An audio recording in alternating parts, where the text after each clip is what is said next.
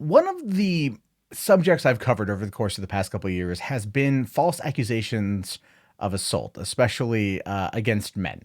Because one of the things you hear about in the Western world is that it never happens. It's totally made up, guys. It's totally false. It's totally fake. It never happens. And if it does happen, it's so rare. It's like a great white buffalo, like a unicorn. It's so rare you never see it. That's not true at all. And the reason why I talk about it, the reason why I keep talking about it is to keep bringing awareness to it. Because I do feel that due process is a massive requirement here that oftentimes gets just woefully overlooked by a number of people who just want to push an agenda. And I will admit that there are a lot of people who do want to push the anti-agenda on this as well. So being in the middle is not it wins you no friends, so to speak. But this is a story that we know is confirmed to be fake. And we know what damage is done to this man's life. And now he's fighting back. And again, that is a good thing. If you've been defamed like this and had your entire life upended and tumbled over because of a bad relationship, you should fight back. And I'm glad to see that this is happening because a man who was wrongly jailed for 32 days after his wife's fake rape claim sues the government. Now, this is coming out of Australia. This guy cannot produce his name for legal reasons, which is good. I'm actually happy about this, that the guy's name isn't out there, so he can actually have some privacy and some anonymity and not be run through the mud, because that would happen by a particular group of people.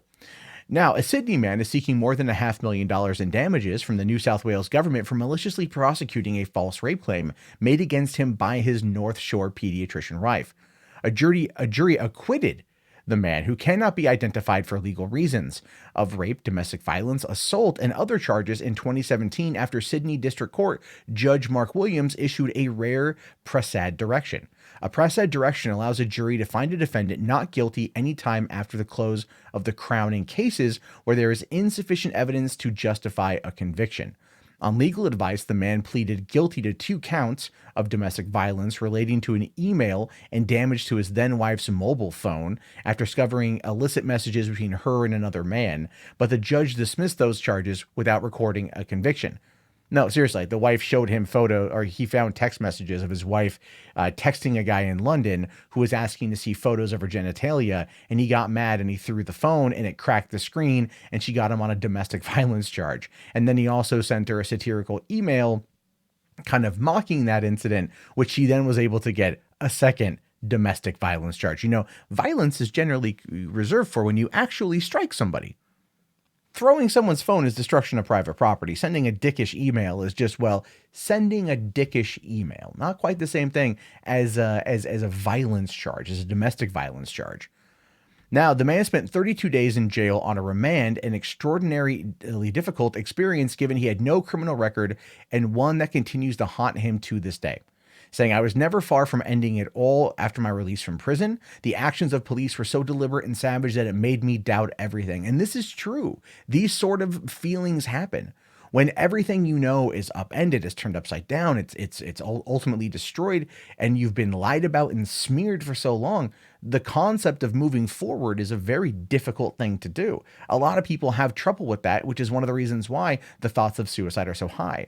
And in some cases, they take action, which again is tragic and should never be the case, which is why there needs to be full due process investigations, and everything has to take place. But apparently not in New South Wales. Now, the judge slammed the case against the man as most unsatisfactory and said prosecutors had failed to take into account cogent and consistent objective evidence that backed up the man's claim that the sexual encounter at the heart of a rape charge was in fact consensual. Defense lawyer Greg Walsh told the court that the man and his legal team took photographic evidence that corroborated his story and discredited hers to the police, but it was ignored. Was it ideological? Was it willful blindness? I don't know, the lawyer says. All the evidence pointed to the fact that this was an innocent man who should not have been charged. And this is, again, a problem when you have a situation where the defendant can provide evidence presenting a counter argument or exoneration, at least perceived exoneration from the accused crimes, and the police just ignore it because their jobs ultimately are to close these cases as fast as humanly possible because they get so many of them. It is a downside to part of being an officer, in investigating.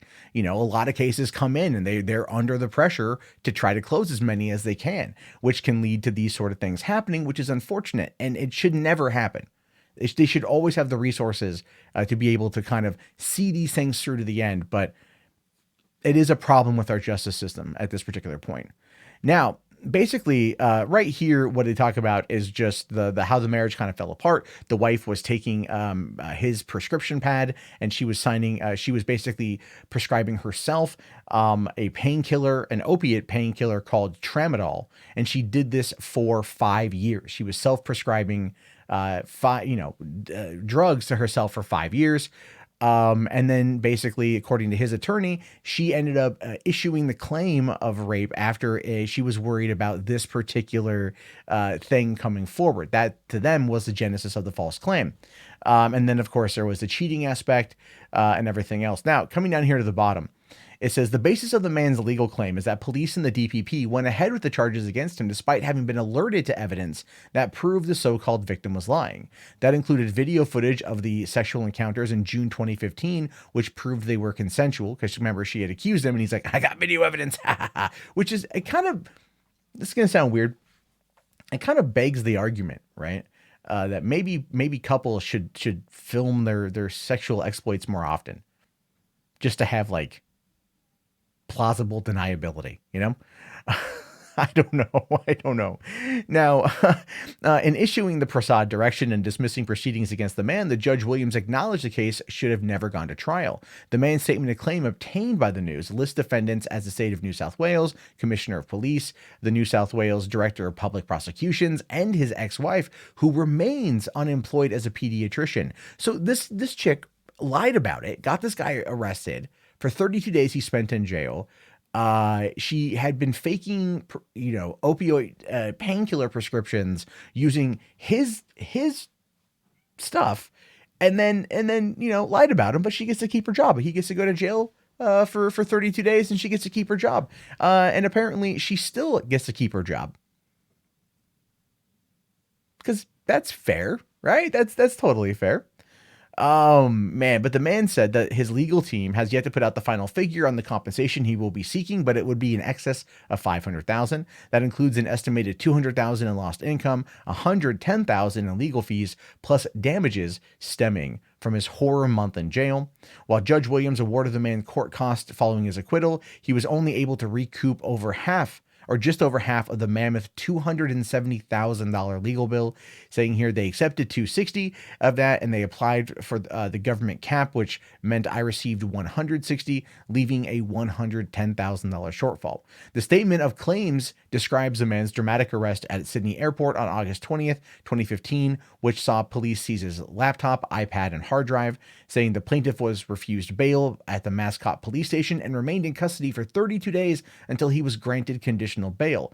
Under the bail conditions, he was required to surrender his passport and report daily to police, making it impossible to travel overseas for work commitments, resulting in a significant loss of income. The arrest and imprisonment of the plaintiff was wrongful, whereupon the plaintiff has suffered losses in damages and is entitled to damages, aggravated damages, and exemplary damages.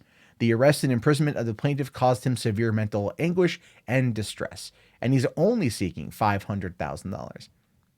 Only seeking $500,000. That to me is very interesting. He's only seeking $500,000. Look, man, you go to jail for 32 days, I would be like $100,000 for every day I was locked up. I'd go for 3.2 million. Then you add on the mental anguish and you add on the suffering, because this is a situation that very much confirms that happened. And then you go get more money. I would go for not 500,000, minimum 5 million. Minimum 5 million. Enough to buy yourself out of any debts you might have, to get the hell out of that country and go someplace else where your ex-wife will never be able to come near you ever again. That's what I would do. 500,000. This guy is letting him off light.